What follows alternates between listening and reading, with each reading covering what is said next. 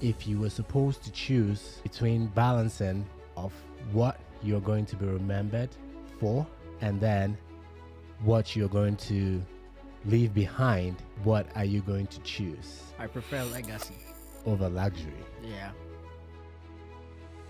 How do you balance pursuit of seeking those short-term rewards with like setting up something that's going to succeed long-term? There are some people that when I came here to the US, I was looking for a job and they recommended me because they have worked with me before. Okay.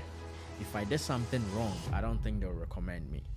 When I was graduating, I had lots of offers from famous companies, like brands that people would wish to work with them. But I feel like right now we live in a world whereby people consider luxury over legacy. And it is what it is. Hi guys, we welcome you to another episode on the Success Mindset podcast. My name is Ken, and today I'm here with The Turk.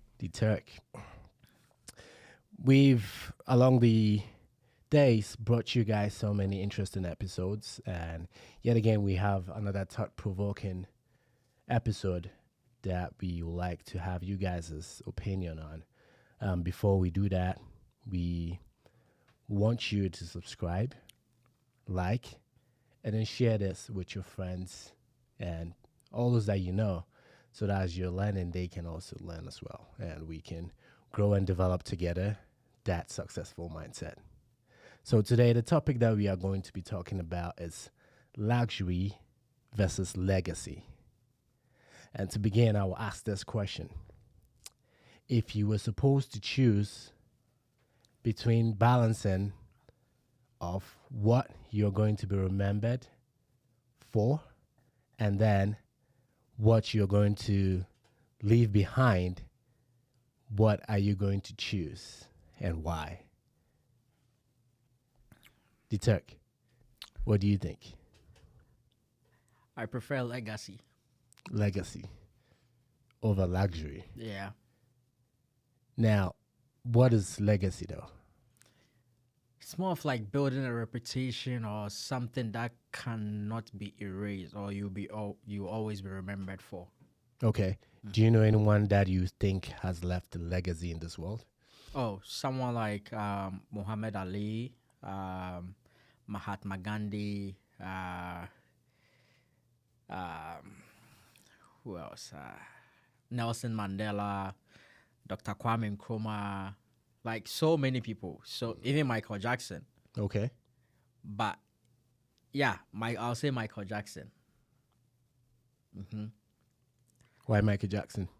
Because he's left a legacy that I don't think anyone would forget him, like thinking about him. Like if you mention Michael Jackson, you know that, Moonwalker,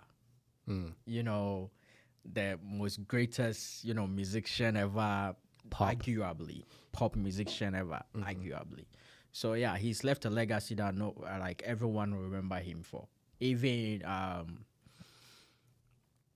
there are also people who are living who has some legacy that even if you mention their name, like people know that. Someone like Steph Curry. If you mention Steph Curry, that guy who makes the shot all the time, you know? Yeah, like something that you're always being remembered for. Okay. But for us, whereas luxury, when you die, it's gone. Remember, your family or whatever will share your wealth or whatever, and then that's it. That's the end of it. That's it. Interesting. I've always thought is like, for you to even be able to gain that luxury, you need to build something first.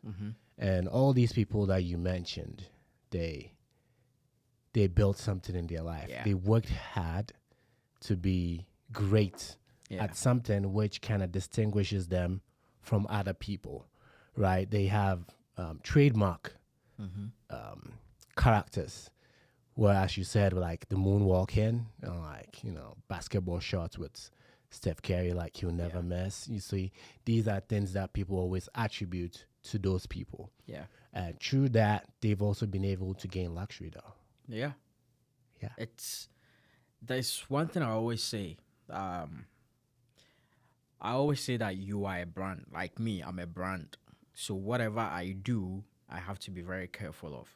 Forget that I have quite a number of followings on social media, but that is not it. I am the brand. Let's take someone for example, headless YouTuber in Ghana. When he was headless, no one saw his face, and there were certain deals that he couldn't get because you can't put a face to the person that you are working with. And some brands want to put a face, they want to know who we are actually working with. And when he revealed his identity, right now he has more deals. He's been able to grow, like moved out of his comfort zone and doing more stuff. So that's it. Like everyone as an individual, you have to consider yourself as a brand. Whatever you do is being attached to you as you the brand. Because like there are companies who have worked with me, like so many companies that it's because of what I am doing, and sometimes there are some that I've built a long-term relationship with because of my personality, which is kind of tied to my brand as a human. Okay.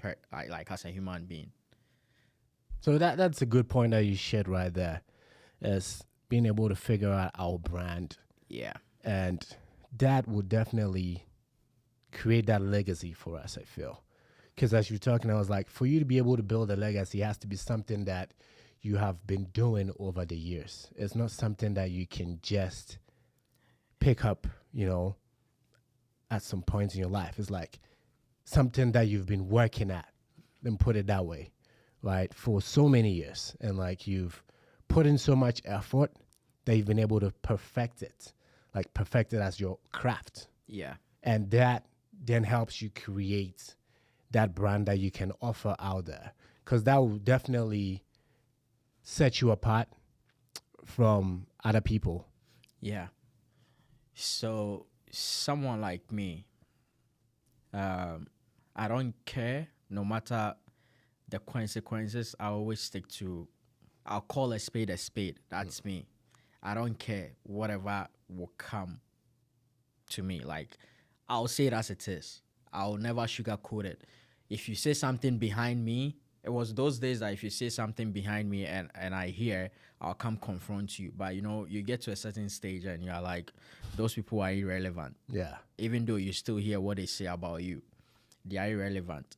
But I have built a reputation to the extent that I have older people who look up to me, who are proud of who I have become. So if someone posts something, or if I hear someone spreading rumors about me which are not true, that I'll confront you, because you are kind of like tarnishing my brand. Because my image is my brand. Okay. If you mention the tech, or if you mention Elijah on social media, like on Facebook, if you say something, you tag me on Facebook and I approve that, oh yeah, this person can tag me, people are going to see it. So even if you say something bad about me and you don't even tag me, and someone go search, oh, Elijah the Graph Texan or the Tech or something like, and it pulls out, I'll be like, oh, is that what that guy really did and stuff? Because honestly, my last name, there are a few people who have that last name, and the probability that those people are related to me is very high, because we come from one kind of like family. Okay. Yeah. So if I hear someone saying something about me, which is my brand, and it's tarnishing my image, I will confront that person, because that's my brand and I can't allow you to tarnish it. Okay. So that's another way protecting my brand, my image, which it wasn't just like an overnight thing, Yeah. From the way you talk, the way you associate yourself, the kind of people you associate yourself with, the way you interact with people. If someone give you a job or entrust something into your care, the way you handle it. Like, all those things help you build a trust, like build that ladder a step at a time. So if I get to the top, or if I'm there right now and you're trying to destroy me, then it's not good, because people will look at that. Let's talk about networking. There are some people that when I came here to the US, I was looking for a job and they recommended me because they have worked with me before. Okay. You see, I built, like, there's something that I left a mark. Let me say that I left a mark. That's why they recommended me. If I did something wrong, I don't think they'll recommend me. I hope you get it. Yeah. To me, that's part of my brand portfolio. Let me use that word. Okay. Yeah, that's interesting. And as you share, this is like, personally, we building our brands. So let's say if we present ourselves out there, people can say, yes, this is who this person is, because that is definitely who we are, over time. Now, I know that sometimes, especially like in workplaces, we find ourselves among people that are like seeking promotions all the time, seeking recognition all the time, seeking like short-term rewards, because at the back of their minds, it may be that they want to build or create luxury or gain luxury. It's like back in college, it was funny whenever you heard, oh, we are going to have free food. Oh, yeah. Yeah, that's like the strategy that a lot of companies use to get students to come to events. And it seems like even after that, like in real life, we still see that a lot, where people want things free. They want to just gain things that quickly, and then forgetting about trying to build something long term, whereby even if they leave that company that they are with or whoever that they are working with, that thing is still going to remain. And when someone else comes in, that thing is still going to carry on. How do you balance pursuit of seeking those short-term rewards with like setting up something that's going to succeed long-term?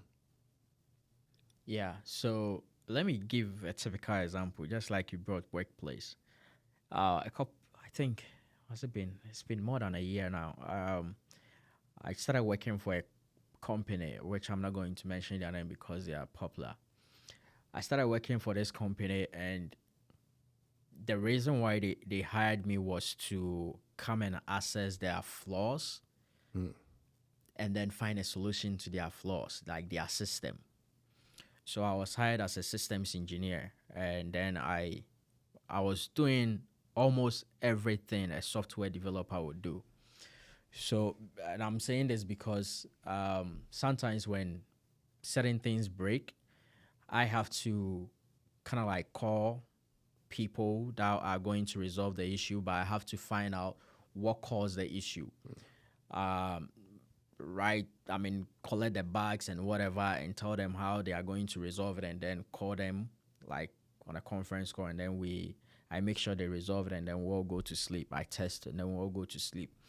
Now, when I got there, 3 weeks, I was able to find out what they are lacking and found a solution to it. In 3 weeks? In 3 weeks. Wow.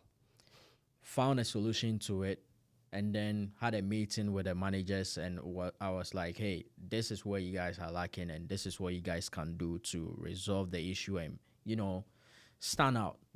And my manager at that time was like, this is the main reason why I hired you. And I have seen this, but I didn't know how to actually go about it. And I was like, well, this is it. It's either you guys implement it or we are still going to, it's more of like putting bandages on, how do I even call it? It's like patching stuff. Yeah, patching stuff instead of fixing the root of the thing. So he got another manager, and the manager didn't like the fact that I was so outspoken. Like, I'll call you out. That's the thing. Respectfully, I'll call you out. Because when I get employed, I treat that job as mine. I want it to grow. Even this podcast, if you have noticed, I treat it as if it's my business. Yeah. Because it's an investment that we are making. Our time is an investment. Even we talking, like, everything is an investment. So we have to treat it as such, as a business. But he didn't like that. So, they tried to, like, push me away, but there was no reason for, you don't have any proof Yeah. to push me away other than it's the truth. But some people, I mean, if there are people, some people will be in my shoe and then they will be like, oh no, let me just keep quiet because I want promotion. Let me keep quiet because I want them to, give me more pay. No, honestly, my parents always say in Chi that edidi dada ye chen edidi prekope. I would rather prefer to speak out, tell you the truth, just drive me away, sack me or fire me, but in the long run, you will be remembered. Oh, that guy said it. They might even be looking for you to come back, but you are gone. Yeah. So it's always better to stand out, say it as it is. Do not sugarcoat. Be honest. Go straight to the point. You might not see the relevance of it at that moment, but one day they are going to be so grateful to you. It's just like is it Three Idiots? Yeah. Like that guy, he was intelligent, but he was seen as a fool, and he was an idiot. But like in the long run, all his classmates came back looking for him just to get his signature for a contract. That's how you will be. And I think that was his brand. Yeah. Right. Uh-huh. And I feel it's always true when we are told not to like judge the book by its cover. Yeah. And I like that when you shared your story, you shared that, you owned it. Like, this is like my job, and I need to give it my all instead of looking at, oh, I need to please my boss. I need to do what my boss wants me to do, right? Because I know a lot of businesses really thrive more on collaboration rather than being a follower. Yeah. Businesses, and I know like really successful businesses thrive on that. And so it's always good, and that's how we leave our mark. If when we go into things that we want to do and collaborate with people on, it's like we have our 10 sets. Yeah. We don't easily just give in. Even if like you come up with ideas and stuff like that, realize that those ideas came to you because that is how you think. That is what you've been able to see. And like you speaking up and bringing those things out really opens up the floor for a great discussion and helps so that you can be able to come up with a better solution that's going to last, rather than you leaving and then being like, oh yes, I left with this title. Maybe I left as a director or something like that. But in the end, what did you really do for the company? And I feel even if you leave, that's what people are going to look at. Yeah. Right? People will come searching for you because they will hear that this guy did this over here. This guy did that over there. And because of that, we want that person. You will not even need to go and then look for jobs. The jobs will come and look for you. That's true. And yeah, like saying that jobs will come look for you. When I was graduating, I had lots of offers from famous companies, like brands that people would wish to work with them. But I just said no to most of them, and then I went with one that I felt it was a good fit for me. Some people will be like, oh yeah, it's Microsoft. I want to go with Microsoft because, people will see that, oh yeah, I'm working with that brand. It's Apple. I want to go. Yeah, big company. No, you have to be strategic when you are choosing certain things. But I mean, what if you are already at that level where you feel like, yes, I'm at this level and I need to work for a big company? That's fine. If you are going to be happy, that's fine. Okay. Yeah, but me, I assessed the time at that moment, and it was during COVID time. And trust me, most of these companies have lots of employees, and the probability that they are going to lay people off is high. And yes, they did. They did lay people off. And I was sitting down and I was like, wow, if I had gone with this company or that company, I might have been one of them. Okay. Because it doesn't care, how intelligent you are. You will still be laid off. Like Apple, they were working on, I think, some AI thing, and then they canceled it, and they have to lay all those people off. Wow. Because it's canceled. Even where I currently work, one day, some time ago, I was saying that hey, I've never seen them lay some people, I mean people off, and someone told me that about 5 or 10 years ago, they were working on some kind of thing product, and then that product was not successful, so they had to lay people off. But that was just once. So that's it. But I feel like right now we live in a world whereby people consider luxury over legacy, and it is what it is. Yes, it definitely is what it is. I know luxury though. Like, think about it. All the comforts, the relaxation, the look, the Porsche lifestyle, and all that. I know it comes with the legacy though. But I agree. If you seek just the luxury, you may even end up losing it. Yeah. But if you have that luxury and you seek to build a legacy using that luxury, I feel that's what's really going to last. There are people I look up to, like in terms of content creation. And I went back when I was like, okay, I want to look up to this person, be more than the person, not copy the person, but be more than the person, or learn something from the person. I went back how they started. And I learned that these people just started from humble beginnings, like just like that. And they built a brand, not luxury. They built a brand. And right now they're enjoying the luxury that comes with a brand that they've built. Someone like Mr. Beast, he has built a brand. If you are going to put his name or his picture on a product, that's his brand. Yeah. It comes with some monetary thing, which is a luxury. So, I mean, you can't say, oh, Mr. Beast is doing an advert for you. You know that if he's going to do it, you know where that business is going to go to. Yeah. So, yeah, he built a brand, and then the luxury was just a bonus for him.